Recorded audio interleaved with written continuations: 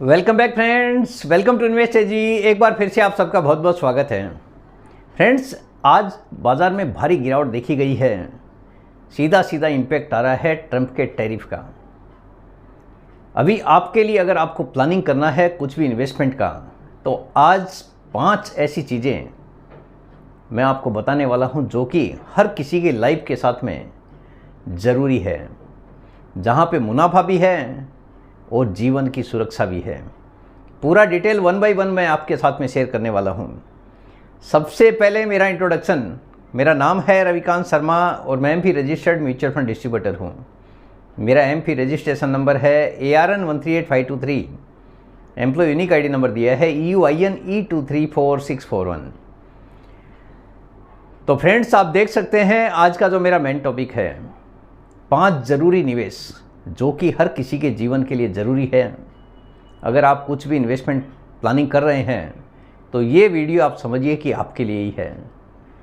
मुनाफा भी है और सुरक्षा भी है, दोनों ही साथ में है।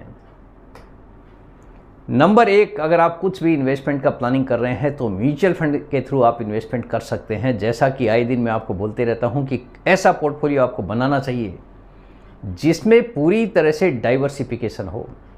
जैसी आपकी ज़रूरत है, जैसी आपकी रिस्क लेने की कैपेसिटी है, उसके हिसाब से ही आपका पोर्टफोलियो डिज़ाइन किया जा सकता है।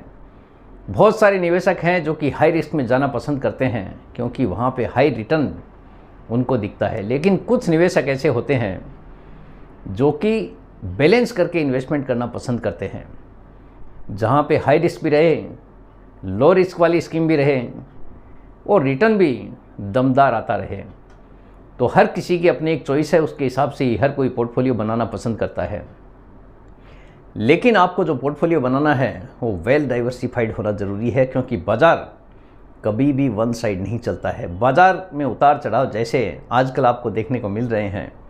बाज़ार अगर ऊपर जाता है तो नीचे भी आता है और नीचे गया है तो ऊपर भी जाता है।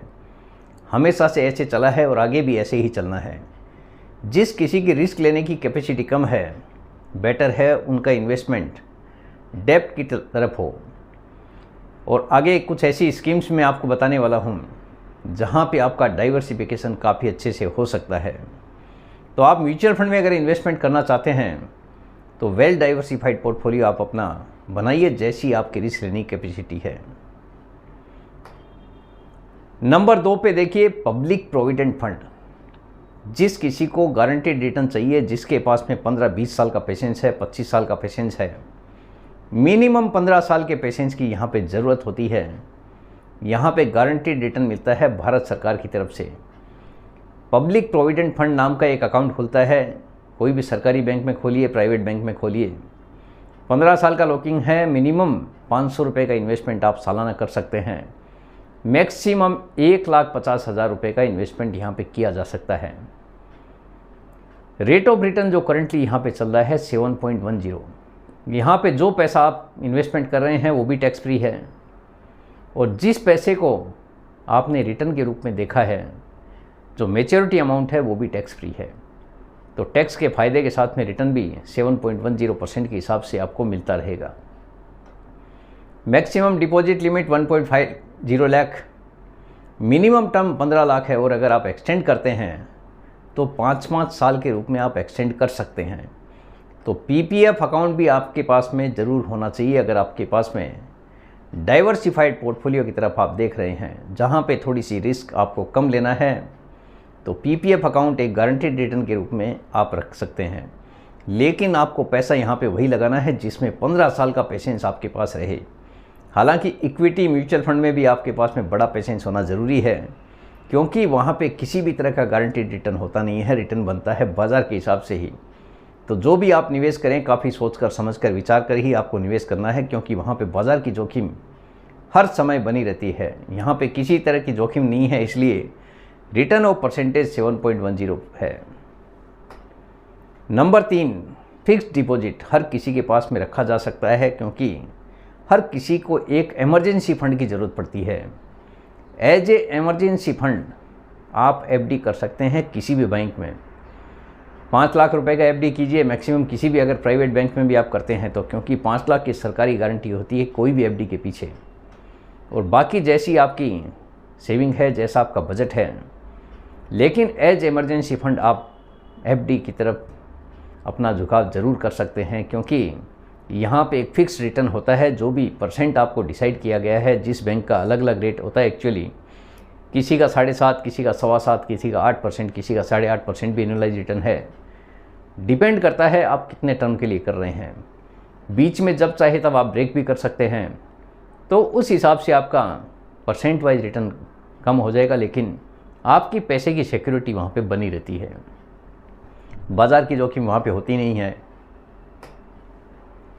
Number 4, insurance. ये भी आपके लिए ज़रूरी है। उसका रीज़न है हेल्थ इंश्योरेंस, लाइफ इंश्योरेंस। दोनों ही अलग तरह से आप इन्वेस्टमेंट कर सकते हैं। इसको आप इन्वेस्टमेंट ही बोलेंगे।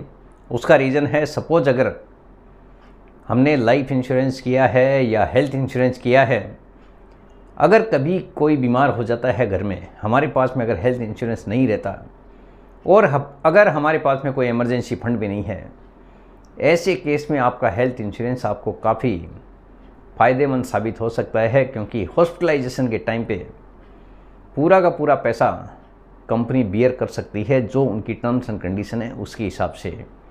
तो एक हेल्थ इंश्योरेंस एटलीस्ट आपके पास ज़रूर होना चाहिए। एनुअलाइज वहाँ पे प्रीमियम आपको पे करना पड़ता है।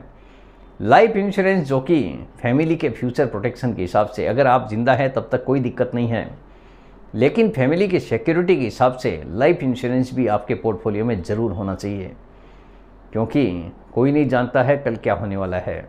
तो फैमिली की सिक्योरिटी के हिसाब से एटलीस्ट दोनों ही तरह के इंश्योरेंस आप रख सकते हैं। टर्म पॉलिसी की तरफ जाइए अगर आपको लाइफ इंश्योरेंस में जाना है, और अगर हेल्थ इंश्योरेंस लेना है, आपकी हेल्थ की सुरक्षा करनी है, किसी भी कंपनी की हेल्थ इंश्योरेंस की तरफ आप जा सकते हैं, जहां पे आपको प्रीमियम कम लगे, ज़्यादा लगे, जो फैसिलिटी आपको, क्योंकि प्रीमियम लगेगा फैसिलिटी के हिसाब से, जैसी फैसिलिटी आपको चाहिए उसके हिसाब से ही आपको प्रीमियम पे करना है।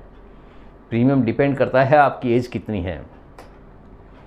नंबर 5 पे देखिए, गोल्ड ETF या फिर डिजिटल गोल्ड एज बुरे वक्त का साथी।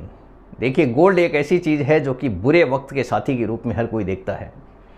कुछ हो या न हो, लेकिन गोल्ड हर समय अगर आप किसी के दुकान पे जाके भी देंगे तो उसके सामने आपको कैश मिल सकता है। हालांकि जो रेट करंटली बाज़ार में चलता है उसके मुकाबले कम मिलता है, लेकिन आप ये कह सकते हैं कि बुरे वक्त का साथी है। जब पैसे की ज़रूरत पड़े, गोल्ड अगर आपने सेल कर दिया तो इमीडिएटली आप पैसा रोकड़ा कर सकते हैं।